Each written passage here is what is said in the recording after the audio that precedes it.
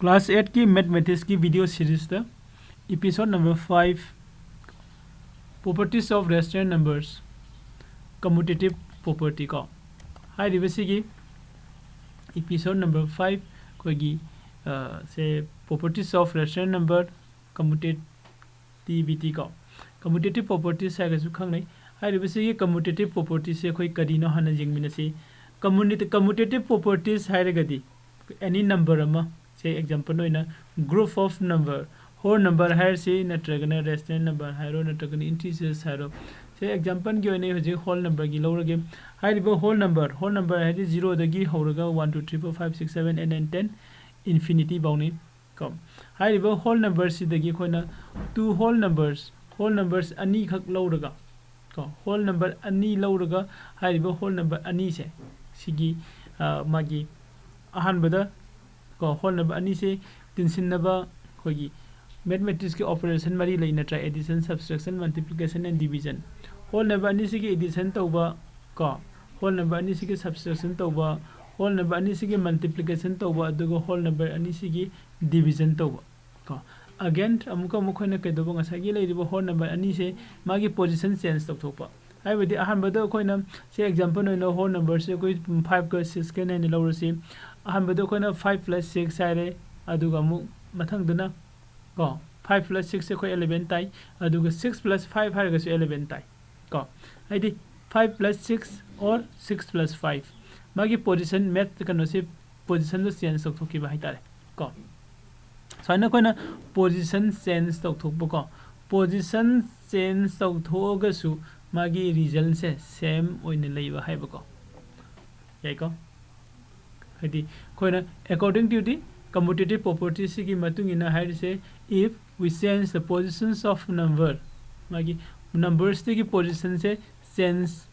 तौरगसु को हाइंड एडिंग और मल्टीप्लाइंग कोन एडिंग तौब नत्रगा मल्टीप्लाइंग तौब मतमदा नत्रगा डिवीजन को डिवाइड तौब मतमदा नत्रगा सब्ट्रैक्शंस तौब मतमदा को मागी पोजीशन से चेंज तौथोगसु मागी आंसर से रिमेन द सेम हमने मा आंसर से सब मानने लेरबको अदु ओइरगदी हाइरगु हाइरिबा दुगुबा मखनगी खोगी ऑपरेशन दो को अकंगनबा मसागी ग्रुप ऑफ नंबर दुगी मासे कोना कम्यूटेटिविटी ओइ हाइगदोइने को कम्यूटेटिव प्रॉपर्टीज से एग्जांपल होइना कोई हजे खोगी एपिसोड नंबर 5 को सिगी मतुंगिना कोई होल नंबर से कोई एग्जांपल होइना लौसी होल नंबर दा कोई मागी लेरिबा होल नंबर अनी की तिनसिनबा होल नंबर अनी की खाइदोंनबा अदुगो होल नंबर अनी की पुरीनबा होल नंबर अनी की जेनबा को हाइरिबा मरी सिदा कोई कम्यूटेटिव प्रॉपर्टी ओइ और ओइ दे से कोई जिंगमिनसी को फर्स्ट दा कोई अहानबदा एडिशन दा हानि जिंगसी को एडिशन से दा कोनी जेंगबा मतम दा एडिशन से दा a + b हाइबम लेरे इक्वल टू b + a हाइबम लेरे को पोजीशन चेंज तौरपनी को a + b से b + a से का मानरगदी होल नंबर की एडिशन की ऑपरेशन से कम्यूटेटिव ओइ हाइदुनिबा याइको अदोइतादि कोने a सिना 5 ने लवरसी b सिना 2 ने लवरसी 5 + 2 से इक्वल टू 2 + 5 हाइदि b + a हाइरगदी 2 + 5 ओरेको 5 + 2 हाइरगसु 7 नि 2 + 5 हाइरगसु 7 नि को सिना कोई एग्जांपल नंबर लौसी नेक्स्ट दे सिदा 5 + 6 हाइगे 5 + 6 और 6 + 5 11 दम ताइनरा हाइदि अखोना मागी ngसागी नंबर ऑफ पोजीशन दो चेंज तौरगसु मागी कनो से हारिबो ऑपरेशन से कोने तौरबा मतुंगदा मागी आंसर से सेम ओइना दुम लेरगदी हारिबो ऑपरेशन से कोइना कम्यूटेटिव प्रॉपर्टी ओइ हाइदुनिबको अदोरगदी कोइ होल नंबर अनी लौरगा एडिशन तौबा मतमदा मागी नंबर चेंज पोजीशन चेंज तौरसु तौद्रगसु मागी रीजन से सेम रीजन से लेबनिना अखोइना हाइरिबसिगी कनो से कोई कम्यूटेटिव प्रॉपर्टी ओइ हाइगेनिको कनानो कोइना कम्यूटेटिव प्रॉपर्टी ओइ हाइदि से होल नंबर की एडिशन की ऑपरेशन द को होल नंबर की एडिशन की ऑपरेशन द होल नंबर की एडिशन की ऑपरेशन से अखोइना मतम खुदिंग मक्ता कम्यूटेटिव प्रॉपर्टी ओइ हाइगेनि हाइको अदुदि नेक्स्ट द कोई सब्ट्रैक्शन अमु जेंगसी सब्ट्रैक्शन को subtraction da su lai se a minus b se does not equal to b minus a haini irame aide kon yengi se a minus b hai se koi b minus a se ga manabra jeng se hai bane a or b se koi na interchange tau thoro ko magi position se change tau ga su haidi a da gi minus b tau bu se ga b da gi minus a tau bu se ga manabra manadabra jeng se hai bane ko kon a sina 5 ne lower si b sina 7 ne lower si ado ida di a minus b hairaga di 5 minus 7 haiba se kya tai minus 2 tai aduga b minus a hairaga di 7 minus 5 7 minus 5 di kya tai ko plus 2 tai ko amana ahan bagi na minus 2 tare akon bagi na plus 2 tare ado edi hairiba reason ani se manada banina ko reason ani se manada banina koina hairiba sigi whole number ani gi subtraction gi operation tauba matamda ko magi result se same oidaba yaubani ko mase commutative property oide haiduni ko whole number ani gi subtraction tauba matamda karigumba matamda magi result se same oiba yai karigumba matamda oidaba su yai ko oiba su yai oidaba su yai nga oidaba si yaurak panina hairiba sigi subtraction gi operation se of the whole number ko koina commutative property oide hairani ko next da koi multiplication jengsi multiplication sida su haili se whole number ani gi kogi multiplication ko whole number ani gi multiplication se a into b or b into a ko example noina 5 ko 4 galo se 5 into 4 20 tai 4 into 5 so 20 tai adi magi position se change tau thoga su magi region se remain the same have ko region se change tau da bani na sab manana lai bani na ko koina sigi hariba whole number sida whole number ani gi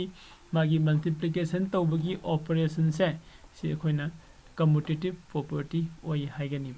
lai ko atopa example na mo khone lo sai 5 ki jaga sita koi 6 lo si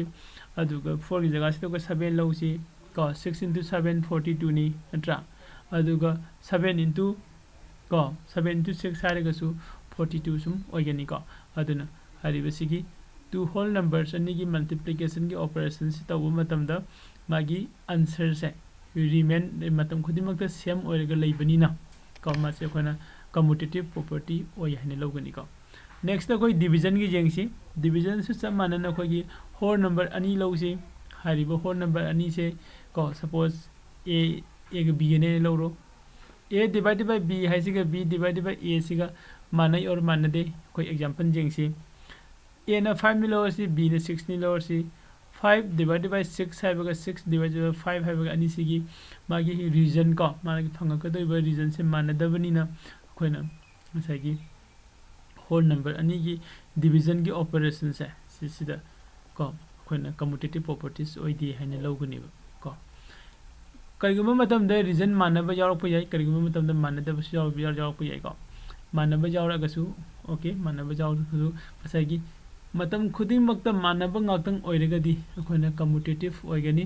magi region se matam khuding makta same region phangaga di commutative ko property oigani adu karigumba kano se leitragadi mase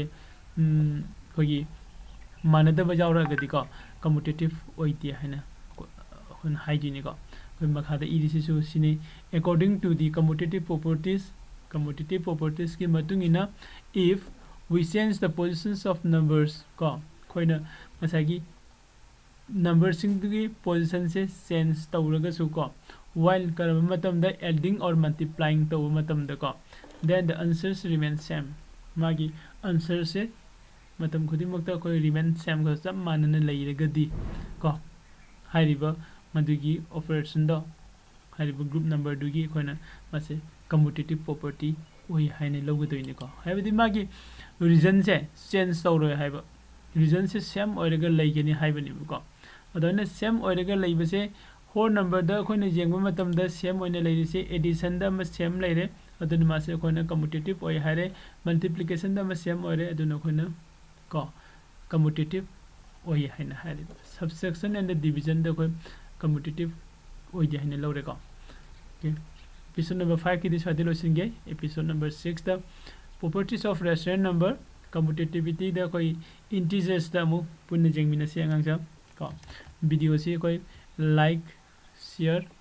and subscribe to ko biganu men noina isa isa ki class ki friends sing da share to bio